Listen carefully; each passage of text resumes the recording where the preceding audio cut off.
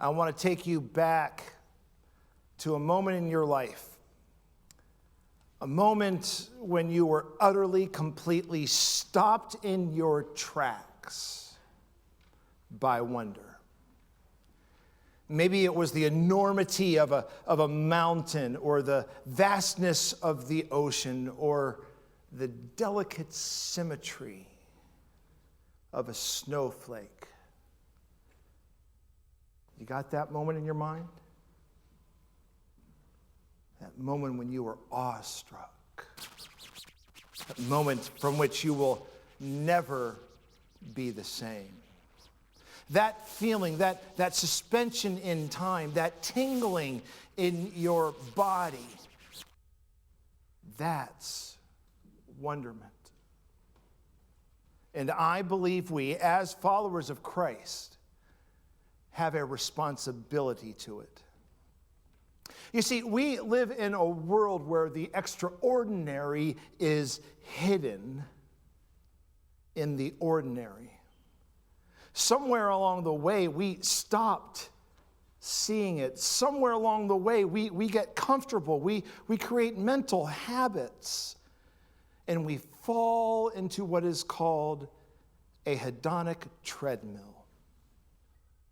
The tendency to become numb to the things that we experience over and over. We stop feeling wonder in that present moment. Have you ever driven the same route to work so many times that you barely even remember the drive? Have you eaten a meal and not even tasted it? Have you ever met someone who lives near the ocean, the mountains, or a destination you dream about visiting, and they don't even remember the last time they went there? This is the danger of the hedonic treadmill. We have eyes, yet we do not see. We have ears, yet we do not hear. Hearts that don't feel and are not moved. Here's the thing. We can reclaim our sense of wonder. We can train ourselves to see, to hear, to feel wonder again. Scientists have found that wonder arises when we're overwhelmed by the vastness or the complexity or the beauty that is so profound that it forces us to reconfigure how we understand the world.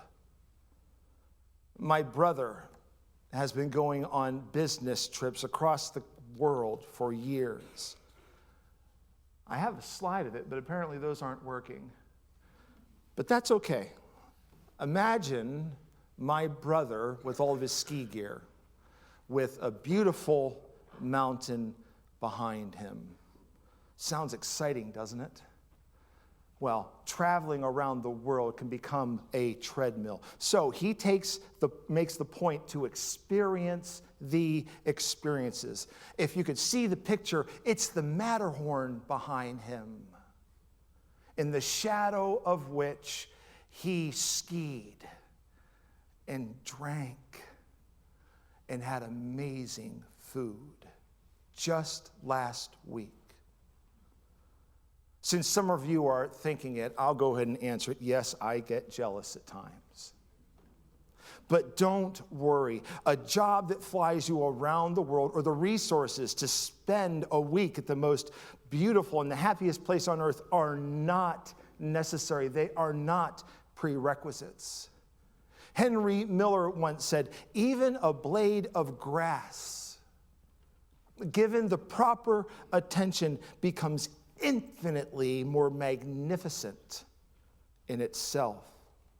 And Charles Darwin described the process of attention leading to surprise, then astonishment, and then stupefied amazement. This is the journey to wonder, to illumination, to transcendence. But how do we cultivate this? How do we curate these experiences? The answer is both ancient and simple. You've probably thought of it already. Stop and smell the roses. When we pay attention, we become open to wonder.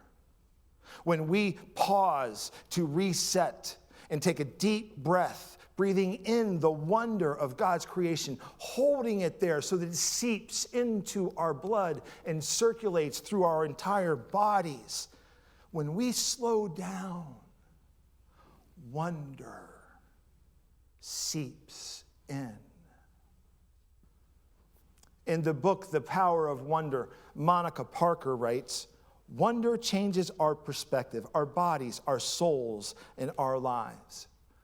Did you hear when Rachel read it? Art, music, religion, politics, science, nature, love, fear, birth, death, even politics. Each of these experiences has a golden vein of wonder running through it.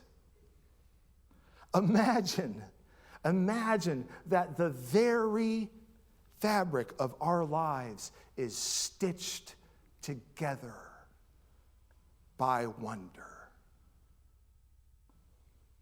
We just have to cultivate it. This isn't a new idea. Ancient texts are filled with wonder. The psalmist says, "For all these mysteries I thank you, for the wonder of myself, for the wonder of your works. My soul knows it well." Even Jesus was amazed in Matthew 8. A Roman centurion, a soldier of the empire, comes to Jesus, expresses deep, unwavering faith in his healing power, and the text says that Jesus was amazed.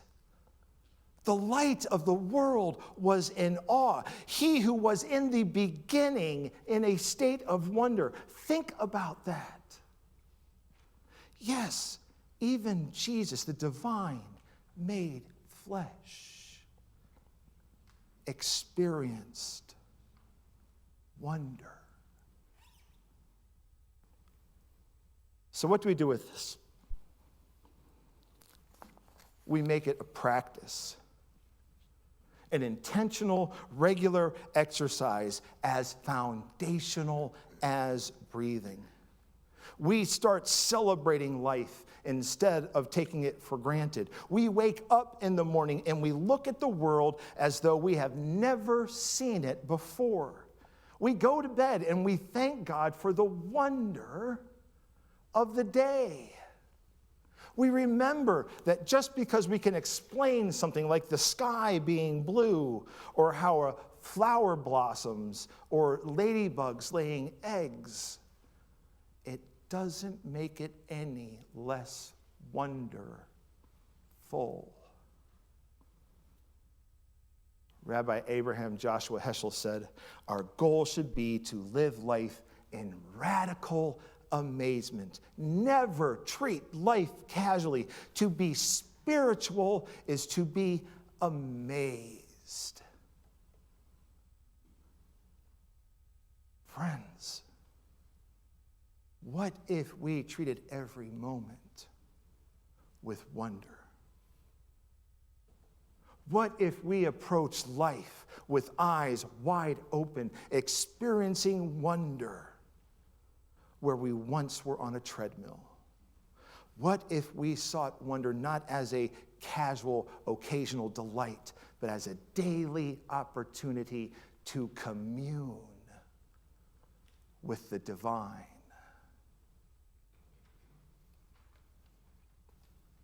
So here's what we're going to do. I'm going to leave you with a challenge. I call it 3 by 3s. Every night, write down and thank God for 3 wonders you experienced that day. 3 in nature.